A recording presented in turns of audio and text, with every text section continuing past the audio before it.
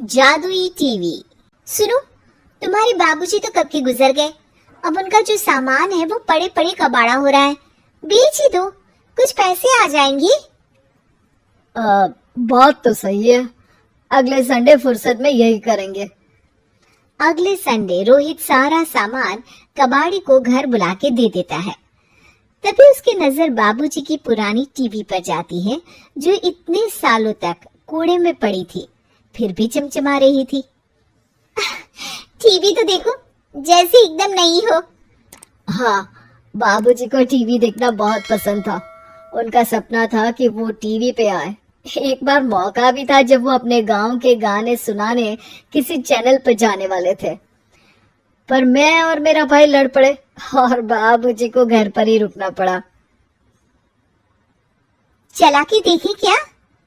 हाँ हाँ, क्यों नहीं, देख लेते हैं। पर शायद ही चले। बाबूजी ने उस लड़ाई के दिन के बाद टीवी देखना ही छोड़ दिया था। टीवी चालू करने के लिए उसमें केबल वायर लगा दिया जाता है। एक न्यूज चैनल चालू हो जाती है। स्वर्ग की सीढ़ी के रास्ते हैं तीन, तीनों के तीन रास्ते हैं संगीन।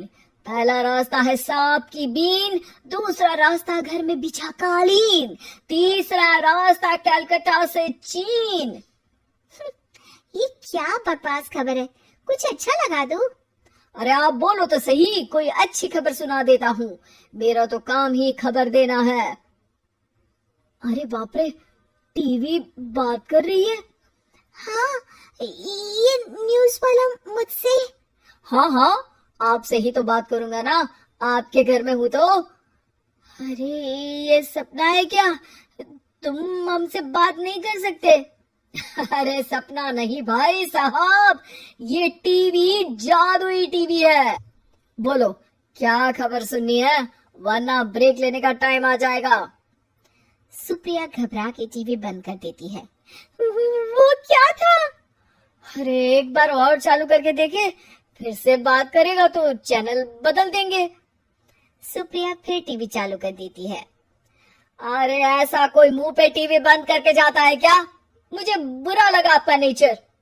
चाय पानी तो पूछो। सुप्रिया टीवी के बटन से चैनल बदल देती है। अब टीवी पर एक फिल्म चल रही है। अरे ये तो सूर्यवंशम है ना? हाँ, और ये ठाकुर को जहर की खीर दे दी और उसको पता भी नहीं है। ए भाई, खीर मत पीना, उसमें जहर है, मत पीना। ठीक है महाशय, जैसा आप कहें। हाँ। अरे आपकी बात मान ली, पूरी पिक्चर ही अब तो बदल जाएगी। मतलब ये सच में जादुई टीवी है? तभी वहां कबाड़ी आ जाता है। भैया, टीवी के 150 रुपए दूंगा, चलेगा? अरे 1.5 करोड़ में भी ना दे तुमको ये टीवी हम। अरे 1.5 करोड़ खरीदने को होते तो तुम्हारे घर में ये पानी चाय नहीं पीता, अंबानी या टाटा के घर बैठा कोल्ड कॉफी पीता। रोहित कबाड़ी का हिसाब करके उससे वहां से चलता करता है और अपने भाई शशिकांत को फोन लगा के बुलाता है। शशि थोड़ी ही देर में वहां पहुंच जाता है। क्या हो गया भैया? अरे बाबूजी का टीवी याद है? हाँ हाँ, जिसमें घुसे रहते थे हमेशा वो, और अपने को कुछ नहीं देखने देते थे। अरे वो अब जादुई टीवी बन गया है। भैया, आपकी बकवास करने की आदत अब तक नहीं गई। अरे आपके घर में बच्चे हैं, अब तो बड़ों जैसी बात करो। रोहित जाके टीवी चालू कर देता है। टीवी पर एक जादू का शो हो रहा है जिसमें एक जादूगर है। अब मैं अपनी टोपी में से कबूतर निकालूंगा। श्रिंग ब्रिंग शरिंग बम फपा फुफी फपा बाउ। टीवी से कबूतर निकलता है और शशिकांत के सर पर आकर बैठ जाता है। भैया, ये क्या हो रहा है? भैया इसे उड़ाओ। ए कबूतर, जा जा, कबूतर चल निकल। अब मैं टोपी में से सांप सुनते ही शशिकांत कांप जाता है और भाग के टीवी बंद कर देता है। भैया सॉरी भैया, मैं समझ गया ये सच में जादुई टीवी है, पर एक बार और ट्राई करते हैं। पर भाभी, कोई दूसरा चैनल लगाओ, जिसमें डर ना लगे। सुप्रिया टीवी चला देती है और न्यूज लगा देती है। अरे कितने दिनों बाद मुझे याद आया, बताइए क्या खबर सुनाओ। और ये नया आदमी कौन है? ये मेरा भाई है शशिकांत। ओह यस, वही है ना जिससे तुम लड़ लिए थे किसी बात पे और तुम्हारे बुढ़ाओ पिताजी गुस्सा हो गए थे और टीवी को संन्यास दे दिया था। हैं? तुमको कैसे पता ये सब? इस टीवी में रहने वाले आदमी से लेकर कबूतर तक को तुम्हारे बाबूजी और तुम्हारी बातें पता है, इसलिए तो ये जादुई टीवी है। ये टीवी क्या कर सकती है वैसे? तुम जो मांगो दे सकती है। कहानी बदल सकते हो, खबर बदल सकते हो, कोई चीज मांग सकते हो। अरे भैया, ये टीवी मैं लेके जा रहा हूँ। बाबूजी का लाडला तो मैं ही था ना। अरे ऐसे कैसे? मैं बड़ा बेटा था। अब तक मेरे घर में टीवी थी ना। अब तक कहाँ गए थे पिताजी के लाडले? तुम्हारी गलती का एहसास भी है। अरे भैया ज्यादा ना बोलो वरना भूल गए आपके दांत तोड़ दिए थे मैंने उस लड़ाई में। मेरी बीवी के सामने मेरी बेइज्जती करता है। रुक। दोनों भाई हाथापाई पे उतर जाते हैं।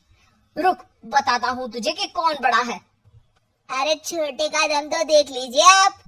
ये खबर आपके बाबूजी को देता हूँ। तभी टीवी अचानक बंद हो जाता है। अरे शायद टीवी नाराज हो गया। और लड़ लो। आए बड़े खली बनने। टीवी से एक तेज रोशनी निकलती है और टीवी में बाबूजी दिखाई देते हैं। बाबूजी आप इतना चकरा क्यों रहा है? अपने बाप को नहीं पहचानता क्या? ये तो ऐसा ही है बाबूजी। प्रणाम बाबूजी। अरे चुप कर, तुम दोनों ही उल्टे हो। तुम्हारी वजह से मैंने टीवी में आने के सपने को छोड़ दिया, तुम्हारी लड़ाई की वजह से। और तो और, जितना मैं अपनी बीवी को नहीं देखता था उतना टीवी को देखता था, वो भी छोड़ दिया तुम दोनों की लड़ाई की वजह से। और अब मरने के बाद जब मैंने टीवी को जादुई टीवी बना दिया तो भी तुम इसका फल लेने की जगह लड़ रहे हो। अरे तुम तो लायक ही नहीं हो। अब तुमको बाबा जी का ठुल्लू भी नहीं मिलेगा। बाबूजी चले जाते हैं। टीवी बंद हो जाता है। रोहित और शशिकांत गिड़गिड़ा के टीवी के सामने हाथ जोड़ के बाबूजी को बुलाते हैं, पर टीवी सिर्फ धुआं निकालता रहता है।